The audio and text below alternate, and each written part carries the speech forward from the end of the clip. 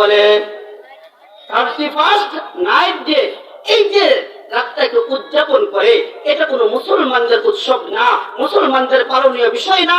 কিন্তু মুসলমান যুবকেরা, মুসলমান যুবতীরা এই দিনটা, এই রাতটাকে এমন ভাবে পালন করে যেন তাদের কাছে ইহুদি খ্রিস্টানরা পর্যন্ত হার মানায়। ঠিক কিনা বলেন? কিভাবে তারা কি করে বলেন?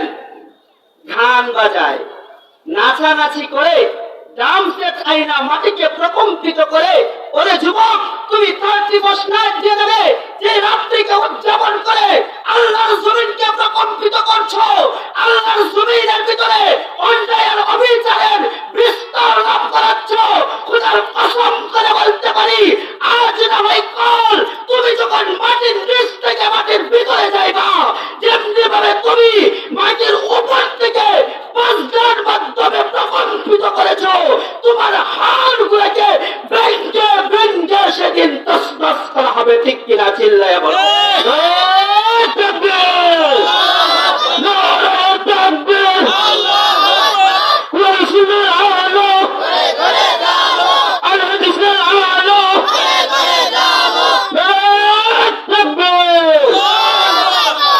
ঠিক কিনা?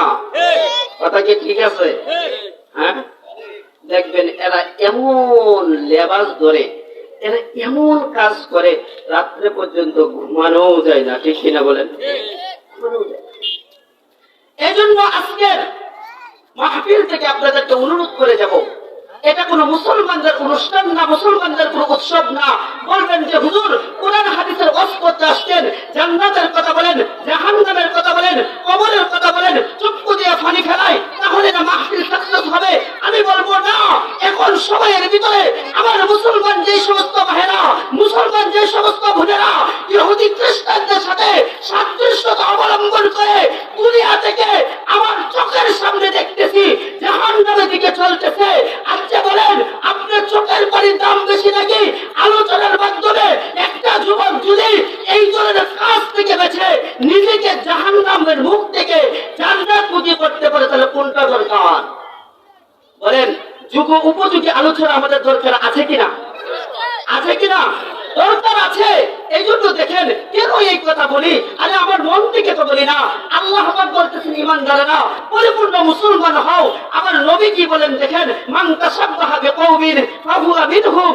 যে আমার উম্মত যদি খ্রিস্টানদের সাথে সাদৃশ্যতা রাখে, খ্রিস্টানরা যে কাজ করে আমার কোন উম্মত যদি সেই কাজ করে, খ্রিস্টানরা যেইভাবে চলে আমার কোন উম্মত যদি সেইভাবে চলে, খ্রিস্টান ইহুদিরা যেইভাবে তারা অনুষ্ঠানের উৎসব পালন করে আমার কোন উম্মত যদি এইভাবে উৎসব আর অনুষ্ঠান পালন করে, তাহলে ও উম্মত শুনে রাখো, ময়দানে মাহশরে মুসিবতের সময়ে ওই দিন কিন্তু আমি নবী তোমার পক্ষে সাফায়াত করব না, তোমার জন্য আমি কাঁদব না, তোমার জন্য আমি সেই দিন আল্লাহর কদমে নিজের মাথাকে ঠুকাইব না। সেই দিন কিন্তু তুমি আমার উম্মত হওয়া সত্ত্বেও ইহুদি খ্রিস্টান নাসারা বেদিনদের সাথে তোমার হাসর নসর হবে। চিল্লায় বলে নাউজুবিল্লাহ। এই জন্য মুসলমান ভাইয়েরা আমার, এই জাহান্নাম থেকে তোমাকে বাঁচানোর জন্য এই আলোচনা দরকার। বিশ্বনবী সাল্লাল্লাহু আলাইহি ওয়াসাল্লামের হাদিস সত্য, বিশ্বনবী সত্য। তার মানে তুমি যদি ইহুদি খ্রিস্টানদের মতো কাজ করো গো, তাহলে ময়দানে মাহশরে কিন্তু তোমার হাসর নসর ওই ইহুদি খ্রিস্টানদের সাথে হবে। এ বাবা, এটা না শুধু। ও যুবক বন্ধু, 31st নাইটের মতো রাত্র পাইয়া বন্ধুদের সাথে যাইয়া বন্ধুদের জন্য খুশি করার জন্য তুমি মনে করতেছ একটা রাইতে হুজুর কি হবে। কিন্তু আমি বলি যুবক রে, এই রাতটা পালন করতে গিয়া যদি তোমার মওত হয়ে যায়, তোমার যদি মৃত্যু হয়ে যায়, আচ্ছা বলো দেখি দুনিয়ার ভিতরে তোমার বন্ধু তোমার সঙ্গদান করে কতটুকু? বলে যতটুকু পর্যন্ত বন্ধুর জন্য তুমি করতে পারো, বন্ধুর সাথে তুমি সময় দিতে পারবা, বন্ধুর জন্য খরচ করতে পারবা, ততটুকু পর্যন্ত বন্ধু তোমার বন্ধুত্ব রাখবে। আর যদি বন্ধুর জন্য কিছু না করতে পারো, 2 দিন পরে দেখবা দুনিয়ার বন্ধু তোমার খোঁজ নেবে না। ঠিক কিনা? চিল্লায়া বলেন। শুধু কি তাই বলে না, এই মুসলমান ভাইয়েরা আমার, জনকপুরের মুসলমান ভাইয়েরা, বৃদ্ধ অন্তরের মাগো, আজকে বলে যাই, একটু চিন্তা করে দেখো, দিমাগটাকে খাটাও খাটাও, একটু মাথাটা নত করে দুই চক্ষু বন্ধ করে দেখবা যে তোমার দুই চক্ষু বন্ধ করার পরে চতুর্দিকটা শুধু অন্ধকার হয়ে গেছে, ঠিক কিনা? একটু আগে তোমার ডানের লোককে তুমি দেখতা, বামের লোককে তুমি দেখতা, চক্ষু বন্ধ হয়ে যাওয়ার পরে কাউকে দেখা যায় না, কাউকে দেখা যায় না, তার মানে কেউ বোঝা যায় ফি নাফসিহি, আমি ছাড়া আমার বলতে আর কেউ নাই, ঠিক কিনা? এ মুসলমান যুবক ভাইরা, যে কথা বলতেছিলাম, আল্লাহ না করো গান বাজনার আসরে যাইয়া 30 মতো এই যে রাতকে পালন করতে গিয়া যদি তোমার মত হয়ে যায়, এ যুবক, তোমার বন্ধুরা তোমাকে কবর পর্যন্ত সাথে নিয়ে তোমাকে দাফন করে চলে আসবে। আল্লাহ না করুক যদি তোমাকে ওই রাত্রে তুমি মারা যাও, তাহলে তোমাকে যখন কবরের ভিতরে রাখবে তখন তোমার কি অবস্থা হবে? আর বিশ্বনবী সাল্লাল্লাহু আলাইহি সাল্লাম বলে, বান্দা যখন জিনা করে, আল্লাহর বান্দা যখন আল্লাহর নাফরমানি করে, গুনাহ করে, তখন তার কাছ থেকে ঈমানটা উপরে চলে যায়। ওই চলে যায় ঈমান ওই বান্দার সাথে থাকে না নাফরমানি করা অবস্থায়। আর ওই অবস্থায় যদি তোমার মত হয়, তাহলে ঈমান ছাড়া তোমার মৃত্যু হলো। ঈমান ছাড়া যদি মত হই রে, এ যুবক, কবরে যাওয়ার সাথে সাথে আল্লাহর নবী বলেন, একটা বেঈমানকে, নাফরমানকে যখন কবরে রাখা হয়, এই কবরে রাখার সাথে সাথে নাফরমানকে যখন কবরে রাখা হয়, নাফরমানকে কবরে রাখার সাথে সাথে দুই পাশের মাটিগুলো আস্তে আস্তে সরতে শুরু করে। কেমন সরে? ওই বান্দাটা যখন ডান দিকে তাকায়, দেখে মাটি সরতেছে, প্রশস্ত হইতেছে। আবার যখন বাম দিকে বান্দা তাকায়, দেখে মাটি সরতেছে, মাটি সরতেছে। এ মুসলমান যুবক বন্ধু, একটু চক্ষু বন্ধ করে চিন্তা করে দেখো, এই অবস্থায় যখন তোমাকে কবরে রাখে, মাটি সরতে থাকে, সরতে থাকে। মায়ার নবী বলে, ও আমার সাহাবীরা শোনো, ওই নাফরমান ডান দিকে তাকাইলেও দেখে মাটি সরতেছে, বাম দিকেও দেখে মাটি সরতেছে।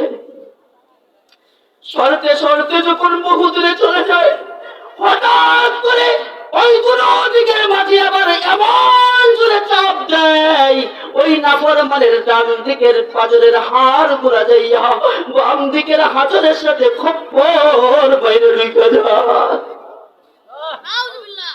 এ যুবক, কেমন আযাব সহ্য করতে পারবা? মুরব্বী বাবা, সহ্য হইবে? সহ্য হইবে না। এই জন্য অনুরোধ করে গেলাম, সময় অল্প, হযরত চলে আসছে, কথাকে দীর্ঘায়িত করবো না। আল্লাহ না করো, ও বাবা, ও আমার যুবক বন্ধু, পাগুলা দেন, আমি অনুরোধ করে যাই। দেখেন এই কবর গুলো ভয়াবহ কবর। প্রতিদিন আপনি আমাকে দেখে, আনা বাইতুন ওয়াহিদা, আমি একাকিত্বের ঘর, আমার ভিতরে কেউ নাই, কেউ নাই। আনা বাইতুন যুলমা, আমি অন্ধকারের ঘর। আনা বাইতুল ওয়াহশা, আমি সাপ বিচ্ছুর ঘর। আমার কাছে তুমি যুবক আসবা, ও বৃদ্ধ তুমি আমার কাছে আসবা। নিজের আমল আর ঈমানকে যদি ঠিক না করে আসো, তাহলে কিন্তু আমি তোমার সাথে বড় খারাপ ব্যবহার করব। ও মুসলমান ভাইরা, শেষ করে দেই, হুজুর চলে আসছে। আয়াতের ভিতরে আল্লাহ বলেন, ইয়া আইয়ুহাল্লাযীনা আমানু দুখুলু, হে ঈমানদারেরা তোমরা উদখুলু, প্রবেশ করো। কোথায়? বলে ইসলামের ভিতরে। কেমন ভাবে? বিসমিল্লাহি কাফা, পরিপূর্ণভাবে। কিভাবে? ইসলামকে মানলে পরিপূর্ণভাবে মানতে হবে। পরিপূর্ণভাবে, কিছু মানলাম কিছু ছাড়লাম, এটার নাম মুসলমান না। এই জন্য পরিপূর্ণভাবে আমার কি করতে হবে? মুসলমানকে অর্জন করতে হবে।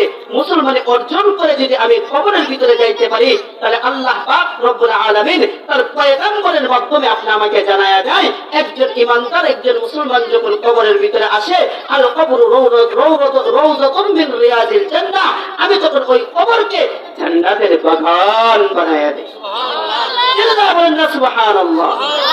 এজন্য আপনাদের সামনে ভাঙ্গা ভাঙ্গা দু একটা কথা, হাদিস পর্যন্ত পরিপূর্ণ তফসিরও যেতে পারি নাই। হুজুর যেহেতু চলে আসছে, দু একটা কথা আপনাদের সামনে বললাম। আল্লাহ তাআলা আমাদের সকলকে মৌতের আগে পরিপূর্ণ ঈমানদার এবং পরিপূর্ণ মুসলমান হইয়া আমাদের সকলকে কবরে যাওয়ার তৌফিক দান করেন। সকলে চিল্লায়ে বলেন আমিন। ওয়া আখিরু দাওয়ানা আলহামদুলিল্লাহি রাব্বিল আলামিন। আসসালামু আলাইকুম ওয়া রাহমাতুল্লাহ।